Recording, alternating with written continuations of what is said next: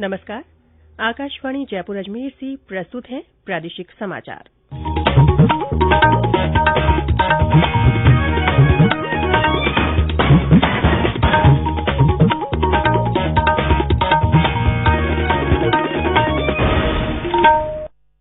मुख्य समाचार।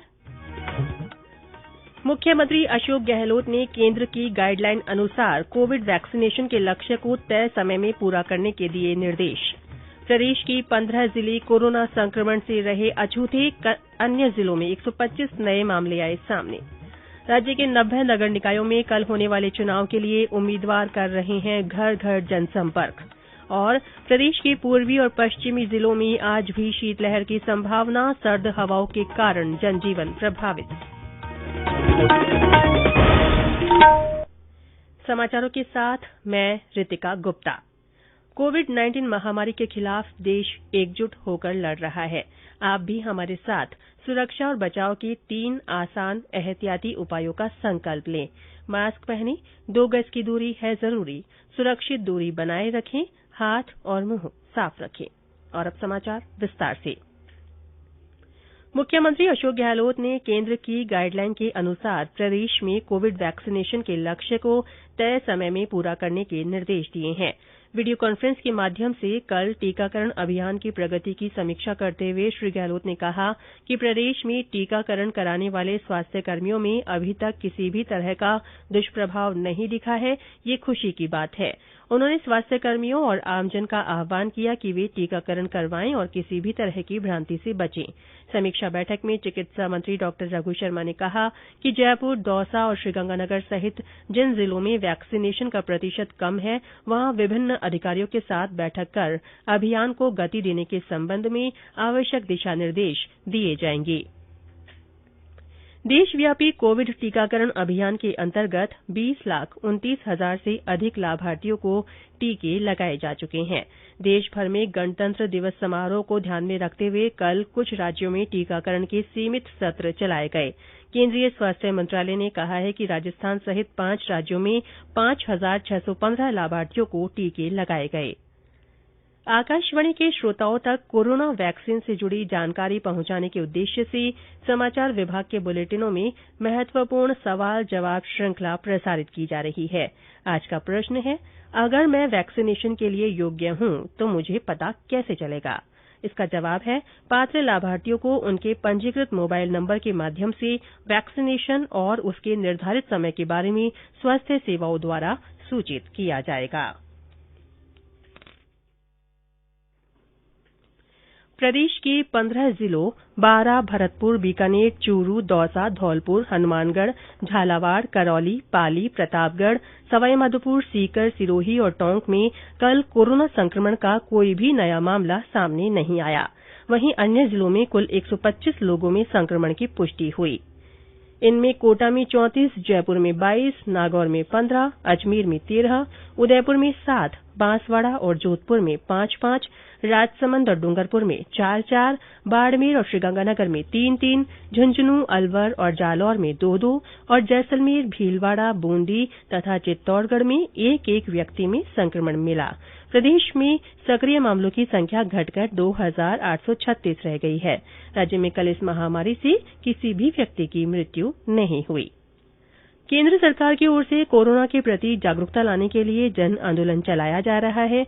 इसी के तहत आकाशवाणी जयपुर की समाचार बुलेटिनों में प्रसारित की जा रही विशेष श्रृंखला जनता का संदेश, जनता के नाम के तहत सुनिए हमारे श्रोता का संदेश।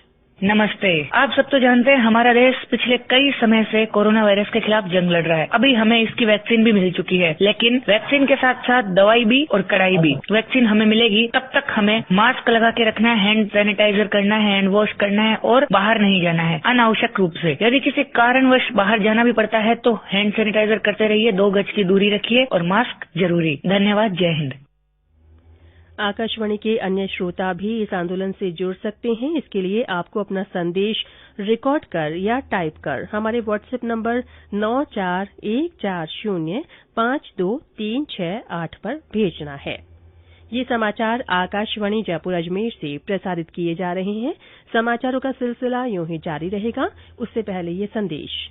चलो मिलकर एक शुरुआत करें, चलो एक फैसला आज करें, मास्क नहीं तो टोकेंगे, कोरोना को रोकेंगे, चलो एक इरादा करते हैं, चलो खुद से वादा करते हैं, मास्क नहीं तो टोकेंगे, कोरोना को रोकेंगे। प्रादेशिक समाचारों में एक बार फिर से आपका स्वागत है। प्रदेश के 20 जिलों के 90 नगर निकायों में कल होने वाले चुनाव के लिए उम्मीदवार घर घर जनसंपर्क कर रहे हैं। इससे पहले कल शाम इन स्थानों पर चुनाव प्रचार थम गया। अधिकांश स्थानों पर मुख्य मुकाबला भाजपा और कांग्रेस के बीच है। कुछ स्थानों पर निर्दलीय प्रत्याशी भी चुनाव को त्रिकोणीय बना रहे हैं। सभी नगर निकायों में कुल 3035 वार्ड हैं, जिनमें से 50 वार्डों में निर्विरोध पार्षद चुने जा चुके हैं। शेष वार्डों के लिए कुल 9,930 प्रत्याशी मैदान में हैं। मतदान में 29,51,000 से ज्यादा मतदाता वोट डालेंगे। 31 जनवरी को मतगणना होगी। केंद्र सरकार ने कहा है कि मौजूदा खरीफ विपणन कार्यक्रम में 84 लाख से अधिक किसानों को फायदा हुआ है। इस दौरान न्यूनतम समर्थन मूल्य 1,10,000 करोड़ रुपए से अधिक की खरीदारी हुई। कृषि मंत्रालय ने बताया कि सरकार अपनी मौजूदा योजनाओं के अनुसार किसानों से न्यूनतम समर्थन मूल्य पर खरीफ फसलों की खरीद जारी रखे हुए है। केंद्रीय गृहमंत्री अमित शाह ने दिल्ली में किसानों के आंदोलन से उत्पन्न हुए हालात की कल समीक्षा की। बैठक में केंद्रीय गृह सचिव, दिल्ली पुलिस आयुक्त और अन्य वरिष्ठ अधिकारी शामिल हुए। बैठक के दौरान दिल्ली में अर्धसैनिक बलों की संख्या बढ़ाने का फैसला किया गया। इधर किसानों के विरोध प्रदर्शनों के बीच दिल्ली के लाल किले की गुंबदों पर चढ़ने की खबरों के बीच केंद्रीय संस्कृति मंत्री प्रहलाद सिंह पटेल ने कहा है कि लाल किला भारतीय लोकतंत्र की गरिमा का प्रतीक है और आंदोलनकारियों को इससे दूर रहना चाहिए था। श्री पटेल ने इस घटना को दुर्भाग्यपूर्ण बताया। मुख्यमंत्री अशोक गहलोत ने भी आंदोलनकारी किसानों से शांति बनाए रखने की अपील की।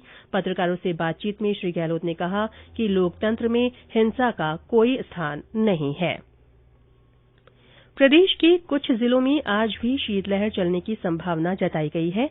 इनमें अजमेर, अलवर, भीलवाड़ा, भरतपुर, झुंझुनूं, जयपुर, कोटा, सवाईमाधोपुर, सीकर, टोंक, उदयपुर, श्रीगंगानगर, हनुमानगढ़, चूरू और बीकानेर जिले शामिल हैं। इस बीच राज्य में सर्द हवाओं के कारण जनजीवन प्रभावित है। कल जयपुर सहित अधिकांश स्थानों पर शीतलहर चलने से गलन बनी रही।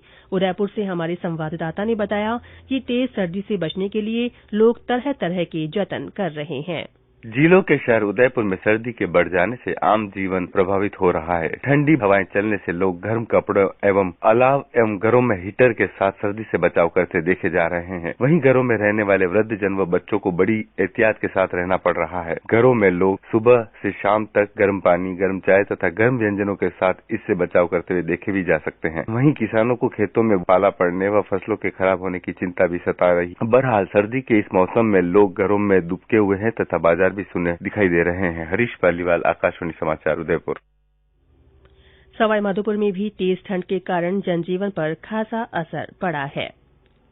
सूचना और प्रसारण मंत्रालय के पत्र सूचना कार्यालय और प्रादेशिक लोक संपर्क ब्यूरो जयपुर की ओर से आज स्वच्छता एक संकल्प विषय पर चर्चा के लिए वेबिनार आयोजित की जाएगी। वेबिनार में राजस्थान विश्वविद्यालय के गांधी अध्ययन केंद्र के निदेशक डॉ राजेश कुमार शर्मा अपने विचार व्यक्त करेंगे। और अंत में मुख्य समाचार एक बार फिर। मुख्यमंत्री अशोक गहलोत ने केंद्र की गाइडलाइन अनुसार कोविड वैक्सीनेशन के लक्ष्य को तय समय में पूरा करने के निर्देश दिए हैं।